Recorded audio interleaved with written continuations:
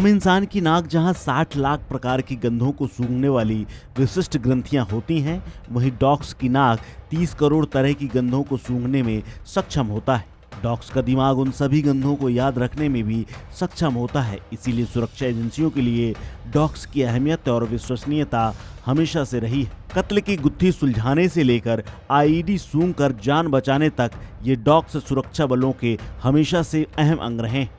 Dogs की army में भी बेहद अहम भूमिका होती है।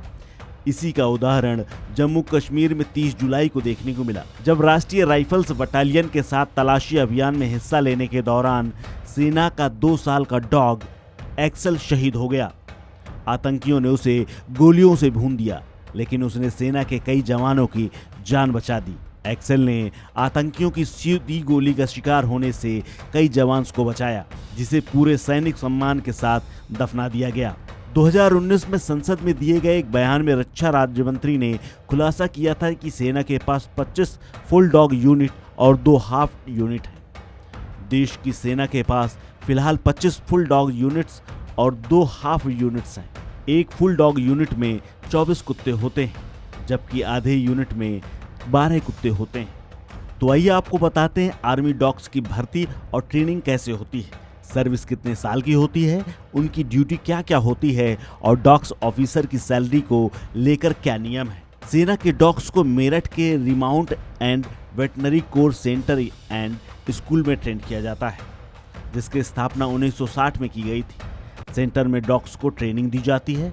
कुत्तों की नस्ल और योग्यता के आधार पर उन्हें शामिल किए जाने से पहले अलग अलग स्किल टेस्ट किए जाते हैं। सिलेक्टेड डॉग्स को अलग अलग तरीके से ट्रेंड किया जाता है। ट्रेनिंग में भी अच्छी परफॉर्मेंस वालों को जरूरत के हिसाब से पोस्टिंग की जाती है। सेना के डॉग्स को कई तरह की ड्यूटीज का पालन करना होता है, और इसमें guard duty, patrolling, improvised explosive device यानी आईईडी समेत विस्फोटकों को सूंघना, जंगल में माइंस का पता लगाना, ड्रग्स समेत प्रतिबंधित नशीली दवाओं का सूंघना, संभावित टारगेट पर हमला करना, छिपे हुए भगोड़ों, हिमस्खलन पर मलबे का पता लगाना, छुपे हुए भगोड़ों और आतंकियों को पता लगाने के लिए तलाशी अभियान में शामिल किया जाता है।